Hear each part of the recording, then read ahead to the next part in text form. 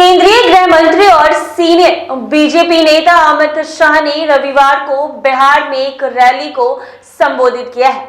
आपको बता दें कि इस दौरान उन्होंने नीतीश के साथ भविष्य में किसी प्रकार के गठबंधन की संभावना को लेकर जो बयान दिया है वो बीजेपी की एक सोची समझी रणनीति का एक हिस्सा है। दरअसल बीजेपी ने अब बिहार में अकेले ही आगे सियासी संघर्ष करने का लक्ष्य बना लिया है। इसके पीछे रणनीति के अलावा राज्य इकाई का दबाव भी है। आपको बता दें कि पार्टी को लगता है कि गठबंधन के साए में बिहार में बीजेपी अकेले दम उतना मजबूत नहीं कर पा सकती है जैसे बगल के राज्य उत्तर प्रदेश या झारखंड में हुआ है। अमित शाह ने रविवार को आयोजित रैली में कहा है कि चुनाव के परिणामों के बाद नीतीश बाबू और ललन बाबू को बीजेपी में वापस नहीं लिया जाएगा। उन्होंने यह बात ऐसे समय कही जब बीच बीच में कुछ ऐसी सियासी बयान या घटनाएं हुई है।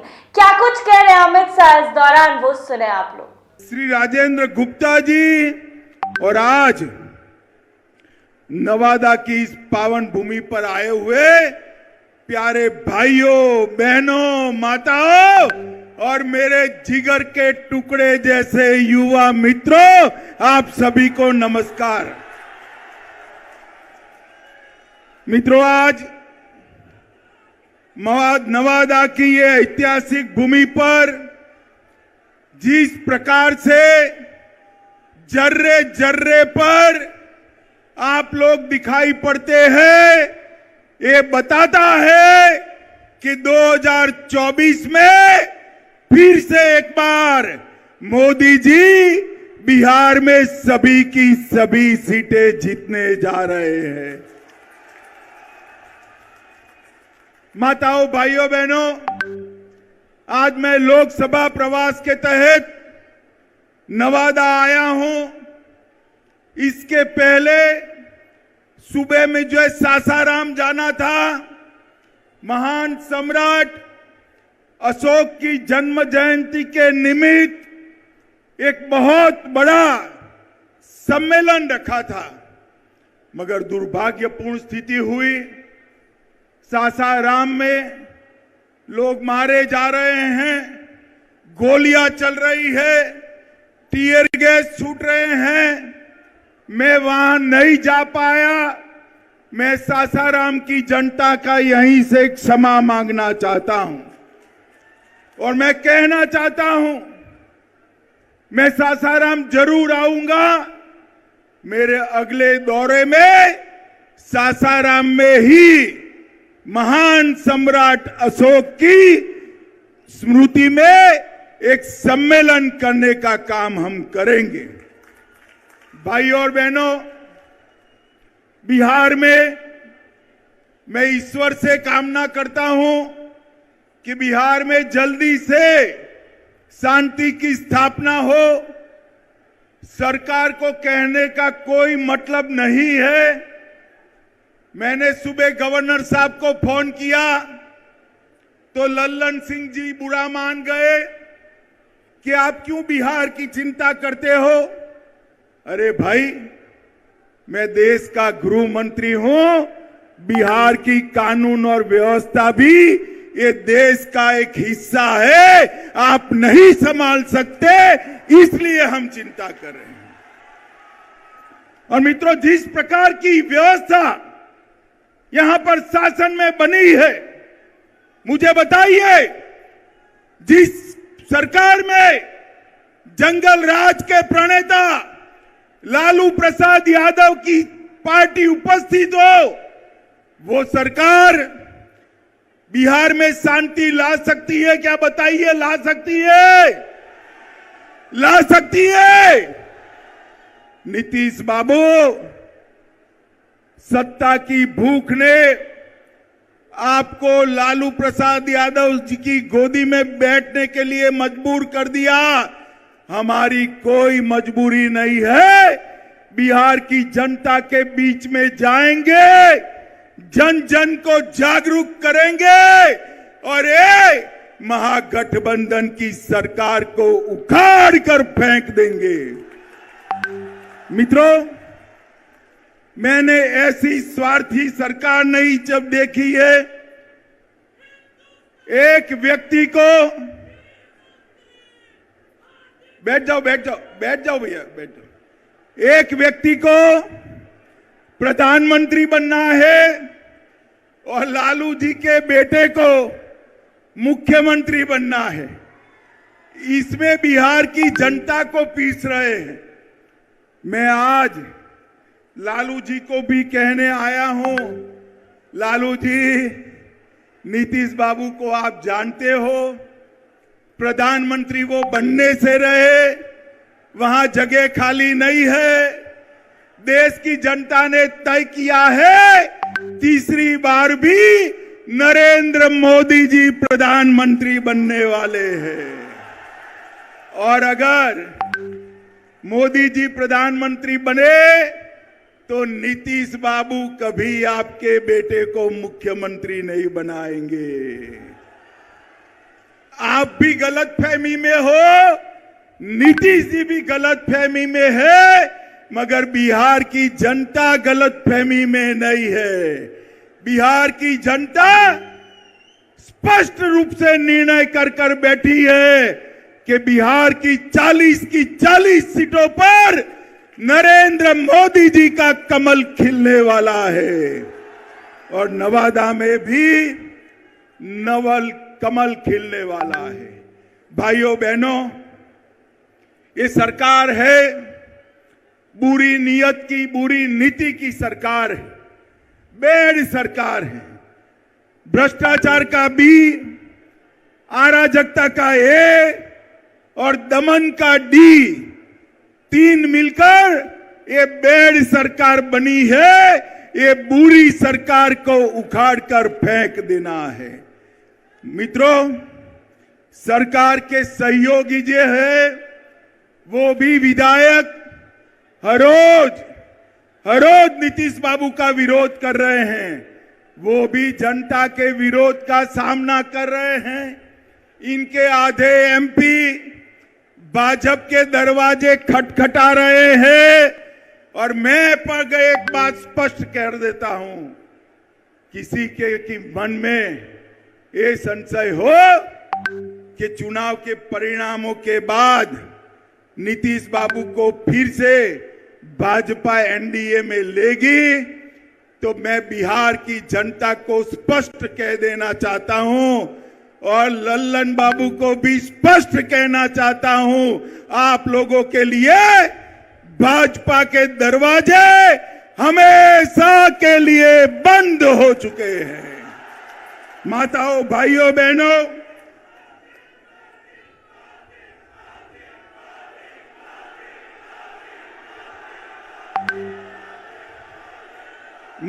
भाइयों बहनों, आपके नारे बता रहे हैं, जनता भी चाहती है कि अब नीतीश बाबू को वापिस न लिया जाए। यही चाहते हैं ना आप? यही चाहते हैं ना? ऐसा ही होगा, आप चिंता मत करिए। ये जातिवाद का जहर घोलने वाले नीतीश बाबू और जंगल राज के प्रणेता लालू प्रसाद अब इन दोनों के साथ भारतीय जनता पार्टी कभी राजनीतिक सफर नहीं तय कर सकती। मैं बिहार की जनता को कहकर जाना चाहता हूं। मित्रों, ये वादा खिलाफी करने वाली सरकार है और साहब, सत्ता की लालच देखिए। लालू जी के बेटे ने नीतीश जी को सांप कहा, मैं फिर से बोलता हूं, सांप कहा, पलटू चाचा कहा, धोखेबाज कहा, लालची कहा, अहंकारी कहा, अरे गिरगिट तक कह डाला। मगर नीतीश बाबू प्रधानमंत्री बनने के मोह में आज उनके साथ चले गए हैं। इनके भ्रष्टाचार के कारण नवादा में खाद नहीं मिलता है, बीज की कालाबाजारी होती है। नवादा वालों, चिंता मत करो, 24 के बाद, लोकसभा चुनाव के बाद ये सरकार अपने ही वजन से घिरने वाली है और भारतीय जनता पार्टी के कमल की सरकार बनने वाली है। आप जो मोदी मोदी के नारे लगा रहे हो ना, वो मोदी जी ही काला बाजारी और भ्रष्टाचार से आपको मुक्ति दिलाएंगे। मोदी जी ही बिहार में कानून और व्यवस्था ठीक करेंगे। मित्रों, बिहार के अंदर डेयरी की भी अनेक संभावनाएं पड़ी है। मोदी जी सहकारिता क्षेत्र में 2 लाख ग्रामीण डेयरिया बनाना चाहते हैं। भाजपा की सरकार बनने के बाद बिहार की हर पंचायत में कोऑपरेटिव डेयरी बनाने का काम भारतीय जनता पार्टी की सरकार करेगी। मित्रों, मोदी जी ने ये नवादा के विकास के लिए ढेर सारे काम करे हैं। किऊल नवादा गया रेल लाइन 1292 करोड़ में इसका दोहरीकरण और इलेक्ट्रिफिकेशन किया। वारिसलिंगगंज विधानसभा में नया रेलवे ओवरब्रिज बनाया। बख्तियारपुर से रजौली 4 लेन रोड निर्माण कार्य चल रहा है। नवादा से दिल्ली, लो मैं अभी बात कर रहा हूं और आवाज आ गई। नवादा से दिल्ली ट्रेन भी चालू कर दी गई है। नवादा से पावापुरी रेलवे लाइन का सर्वे का काम चालू हो गया है। पावापुरी से नवादा 33 किलोमीटर लंबा रेल खंड बनाने का काम भी इस सर्वे के बाद चालू होगा। इस्लामपुर नटेसर रेलखंड का काम पूरा कर दिया गया है। नवादा के रजौली में बर्रा गांव में सैकड़ों एकड़ बंजर जमीन में प्रधानमंत्री माइक्रो इरिगेशन योजना के तहत 1 ड्रॉप मोर क्रॉप के तहत खेती चालू हुई है। बिहार शरीफ से नवादा के लिए 4 लेन रोड बन चुका है। नवादा के वारसलीगंज में 132/33 किलोवाट का नया विद्युत सबस्टेशन और ट्रांसमिशन लाइन डाल दिया गया है। नवादा घाट से गमरा तक सड़क निर्माण का काम चालू हो गया है। नवादा के रजौली में 2000 मेगावाट परमाणु क्षमता विद्युत उत्पादन की योजना बन चुकी है। और इसके साथ मैं आज नीतीश बाबू को पूछना चाहता हूं। नीतीश बाबू, आपके जीवन में आपने कई पार्टियां बदली हैं, कई लोगों को धोखा दिया है, मगर एक बार जिस यूपीए में आप गए हो, लालू प्रसाद जी के साथ गए हो, इसने बिहार को क्या दिया बताइए।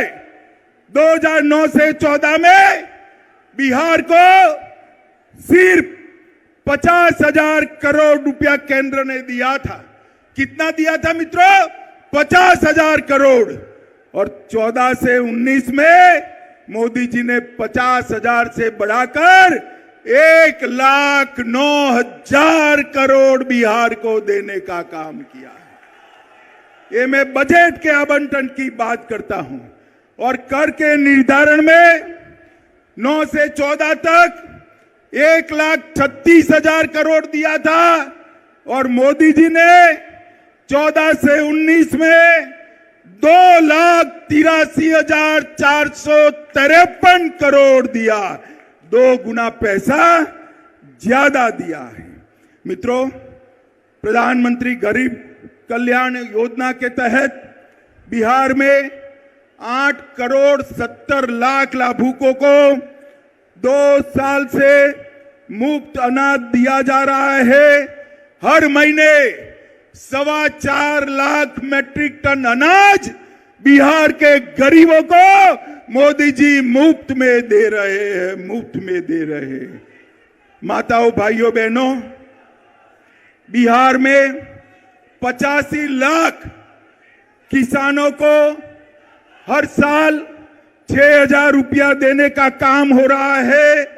1.1 करोड़, 1 करोड़ 10 लाख, माताएं बहनें जोर से ताली बजाए, 1 करोड़ 10 लाख माताओं को गैस का सिलेंडर देने का काम नरेंद्र मोदी जी ने किया है।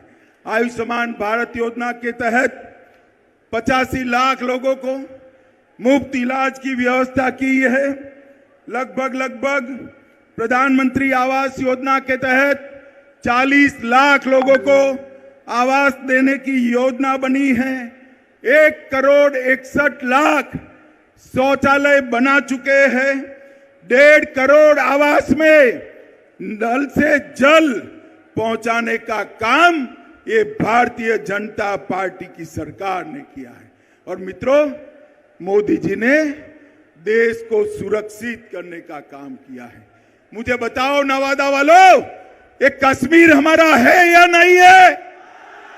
जोर से बोलो, है या नहीं है? धारा 370 हटनी चाहिए थी या नहीं हटनी चाहिए थी? मैं राज्यसभा में बिल लेकर गया। ये लालू प्रसाद यादव और नीतीश कुमार जदयू हमारे साथ थे। जदयू वाले फिर भी विरोध किया और कहने लगे मत हटाइए, मत हटाइए। ये तुष्टीकरण की राजनीति के कारण आतंकवाद चलता था। मोदी जी ने 5 अगस्त 2019 को धारा 370 हटाकर कश्मीर को हमेशा के लिए भारत के साथ जोड़ दिया। माताओं, भाइयों, बहनों, मुझे बताओ, अयोध्या में श्री राम का मंदिर बनना चाहिए या नहीं बनना चाहिए? अरे अंत तक बोलिए, बनना चाहिए या नहीं बनना चाहिए? ये कांग्रेस, जदयू, आरजेडी, ममता, डीएमके सब इसका विरोध करते थे। मोदी जी ने एक दिन सुबह राम मंदिर का शिलान्यास कर दिया और आसमान से भी ऊंचा राम मंदिर बनने की शुरुआत हो गई है। मित्रों, शुरुआत हो गई। मोदी जी ने हमारी सांस्कृतिक धरोहर का ही पुनर्निर्माण का काम किया है। और आज समग्र बिहार चिंता कर रहा है। बिहार के बिहार शरीफ में आग लगी है, सासाराम में आग लगी है। बिहार शरीफ नालंदा तो नजदीक ही है। चिंता हो रही है सबको। मैं आपको कहता हूं, 24 में मोदी जी को पूर्ण बहुमत दीजिए, 40 में 40 सीटें, और 25 में भाजपा की सरकार बनाइए। ये दंगा करने वालों को उल्टा लटका कर सीधा करने का काम ये भारतीय जनता पार्टी करेगी। हम तुष्टीकरण में नहीं मानते, हम वोट बैंक की राजनीति नहीं करते हैं। हमारे शासन में दंगे नहीं होते हैं। माताओं, भाइयों, बहनों, इतनी बड़ी संख्या में जहां तक नजर जाए भीड़ दिखाई पड़ती है। तो आपने सुना अमित शाह ने क्या कुछ कहा है। नीतीश कुमार को एक अंदर ही अंदर एक ही इशारे में ये बड़ा मैसेज दे दिया है कि अब चाहे कुछ भी हो जाए, बीजेपी के साथ कभी नहीं आ सकते हैं। ऐसे ही तमाम अपडेट्स के लिए बने रहे NBC 24 पर।